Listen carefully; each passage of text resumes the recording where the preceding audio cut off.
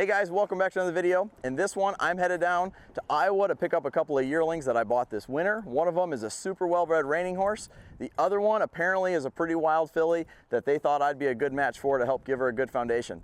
Can't wait to meet them. Let's get started.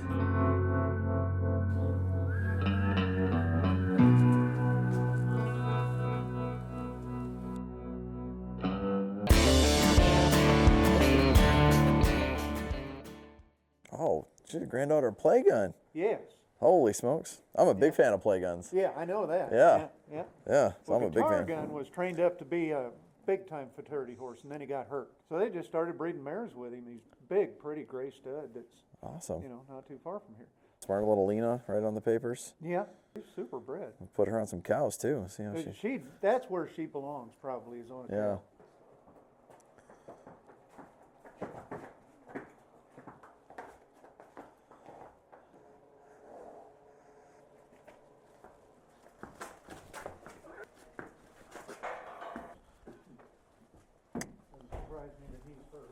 Okay. Good job.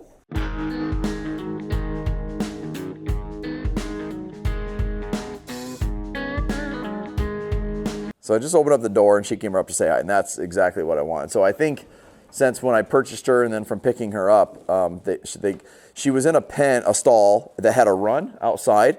And so she was used to people coming in and cleaning the stall and feeding her and stuff. And that's great. Like that's kind of like exactly what this horse needed.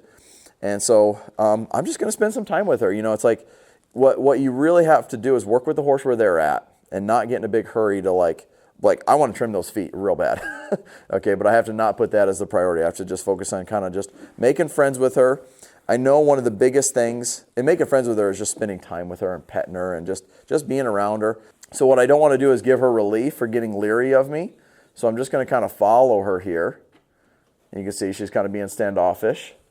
And so I'm just going to wait for her to get curious about what I'm doing. And you see she's kind of like defensive right now, turning her hindquarters. And I could add pressure there, but the only reason her hindquarters were that close to me was because she had nowhere else to go. So there she's licking and chewing as she's, and see I got her talked back into coming back to me here. So it doesn't take long to figure out that horsemanship is more of a journey than a destination. It's challenging, it can be difficult, it can be emotional, it can be dangerous, and I think that it's important for everybody to have a mentor through that process. I would like to be your mentor, and I can do that through my Patreon page. We have detailed training videos on there, we have monthly giveaways, you can ask me questions about your horse or even do video coaching. I'll leave a link in the description below. Look forward to seeing you on there. And so I just gave her no relief for being shy, and I gave her relief for getting curious. So now I'm just kind of offering her the horseman's handshake. Yeah, let's just spending some time with her. But as long as they're being curious about you, you want to enjoy that part of it, you know. Don't get in too big a hurry right there. So you see I got this stick and string in my hand. And the reason I brought this with me is this is an extension of my arm. Okay, you can see she's a little bit leery about that. And so this allows me to be out of the kick zone. And I'm just going to kind of desensitize her with it here a little bit. I don't want her to be afraid of it, so I'm just kind of waving it around. And again, what I'm doing is while she's worried about it, I'm going to keep waving it. When I see her wanting to look in at me, getting a little bit curious, then I will take it away. So the timing is reading the horse's body, and that's one of the big major elements to this. I just kind of step over, she got a little curious, it goes away. That's the timing. And so she's learning. When you get scared, pressure doesn't go away. When you get curious, it does. Now, notice I'm going to creep in on her here a little bit closer, but I'm not going to extend anything. I'm not going to extend my arm or the stick. But what I'm not doing, I'm trying to avoid doing right here is this. That's pretty intimidating to a horse, but I could stand here and I could go like this and pet her, or I could stand here and I could just move a little closer. That's kind of the little secret pro tip there, is just move your body in a little closer, let her get curious, and let her just get rubbed on. Young horses especially are really sensitive right behind their ears. They have an instinctual response to pull back and brace into pressure there. And that's just built into, they're hardwired into them. So it doesn't matter how gentle the foal is. If you pull on you put a halter on them, you pull on it, you're going to flip them over right away. So we for sure don't want to do that. And so you're going to see here in a minute, I'm going to try to put a rope around her and teach her around her neck and teach her to follow a feel from her neck and her shoulder and her hindquarters first. So I like that she's letting me pet her back here. This is great.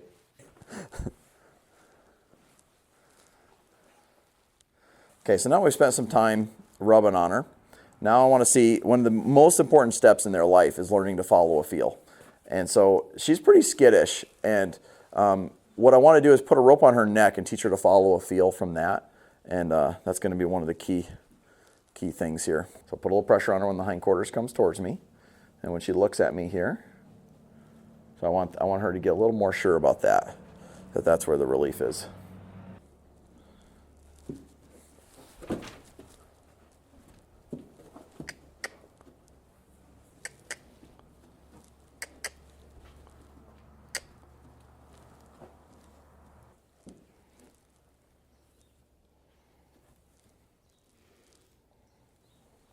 There, she got a little bit curious about me.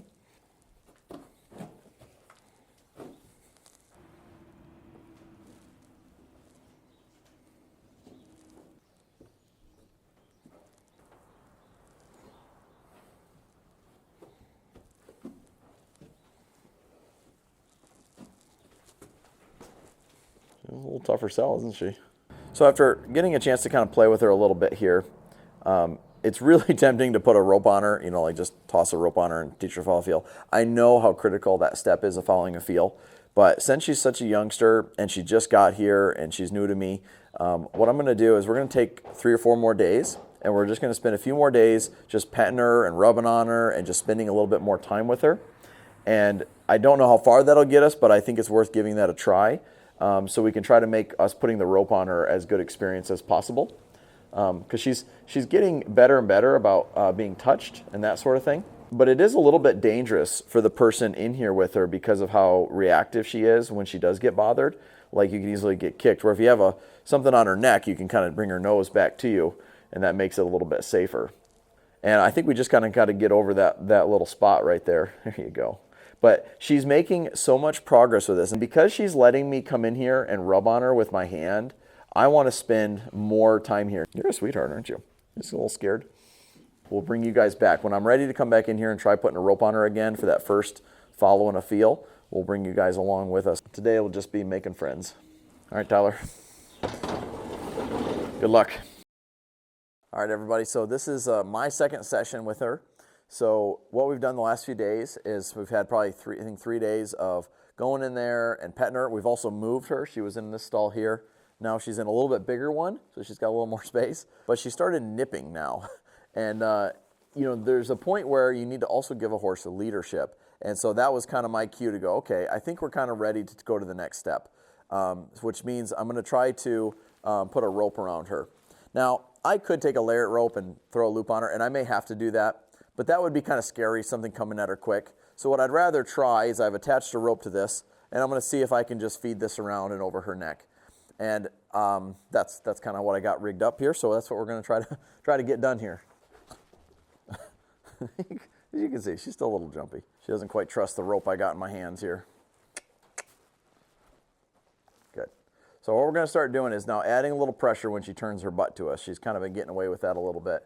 And for the sake of us wanting to spend time here. So I'm going to move around her a little bit quicker, a little more deliberate. And that way when I do reach for her with the rope, it's not going to be as much of a surprise. Okay. But she's pretty quick when she gets bothered. She's kind of stoic and doesn't really want to move. There you go.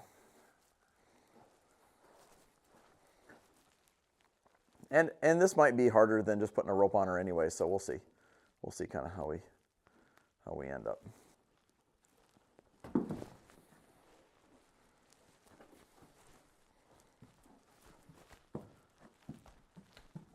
So again, put a little pressure on her there because she put her hip towards me. There's a lick and chew for looking at me. So she's kind of wanting to get things done on her terms. And again, she's above average difficult with these things, and that's why I actually got a phone call and said, hey, this foal's kind of a lot of foal to handle. And she grew up the exact same way the horse next to her did. And I'd already bought the other one, Showtime. And they said, this one's a little bit more, and we'd really like her to be in your hands so that we know she can get a good start and everything else.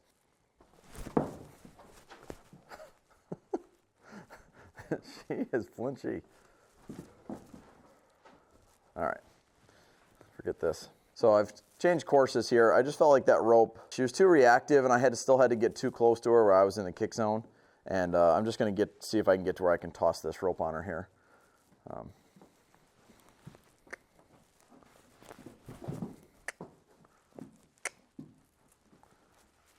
Good girl. Just trying to help her get a little more sure that 2 eyes towards me is where the relief is. You are a handful there, little girl.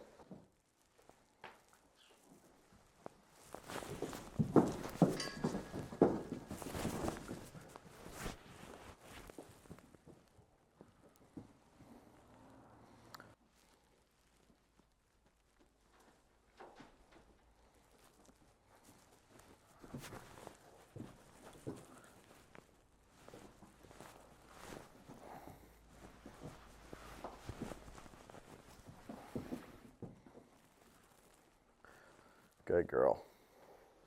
There, she's trying real hard to be brave. Good girl. And what's strange, and a lot of people might think, spend more time with her at liberty, you know, getting her gentle, but she needs to start realizing that when she goes over there, there's more pressure over there. Without me chasing after her, I can just put a feel on this rope, and then she can get relief here facing me.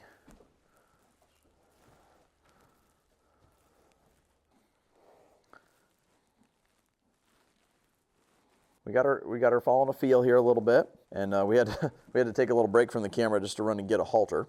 And so the halter, I want to get the halter on her because she understands following a feel. So I can put a feel here, and she gives to that. So they have already taught her that, and now I want to get the halter on her because I have a lot more control over her nose with the halter, and then the halter won't tighten on her. The lariat rope tightens on her. My job now is to kind of get her used to this halter.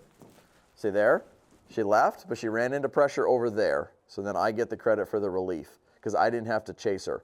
And that's one of the things that a lot of people don't understand or want to accept about taming horses or young horses, which this is exactly what we're doing. I mean, she's not a wild Mustang, but she needs to be tamed. She's still just depending on herself to flight from fear when she gets scared of things.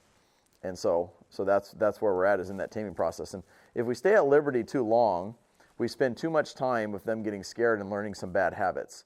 So we try to get as much done as we can with liberty, but then there's a point where you need to spend some time getting them gentle and following a feel, you know, kind of with the rope on. So instead of her trying to get curious and trying to look at what I'm presenting her with here, she just feels me just pressuring.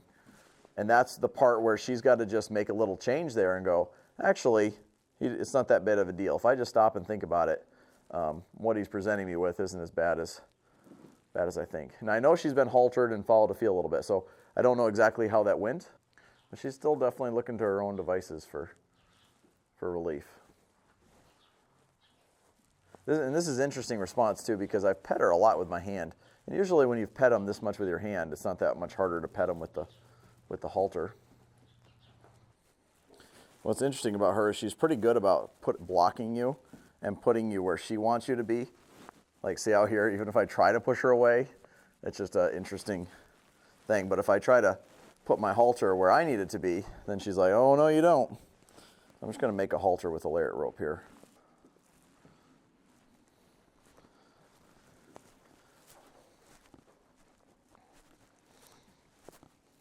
So here I'm just asking her to step over, and you see one of the things she needs to turn loose to is me controlling her feet a little bit. So I'm just going to ask her to step away from me.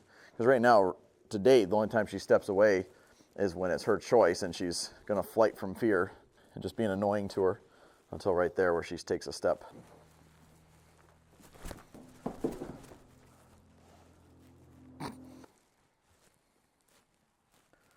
That's better.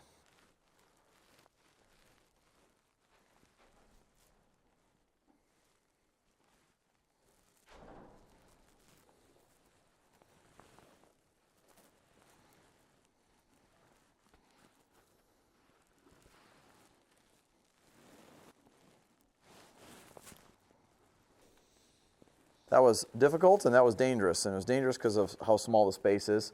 Maybe ideally I needed a space about twice as big. But she did come through. We got a lot more work to do. She needs to stand here and enjoy petting on a lot. She was holding on to things are only going to happen on her terms. And when I introduced the element of I can also control you, that required her to get to a little deeper level of turning loose. So she had turned loose to people petting on her and feeding her and that sort of thing, to the point where she was thinking about biting people. But she is pretty strong-willed, and she has not accepted the whole part of the idea that we could actually control her feet and ask her to move. That's the part that she hasn't gotten comfortable with yet. Getting a halter on her where we have a little control and can start asking her to lead and follow a feel and yield to pressure is really the big thing that she needs next. She needs leadership and turning loose to us being in control. And so that's what we're going to work on moving forward. So yeah, that's where we're at now. We'll continue the progress with her and show you guys where we're at.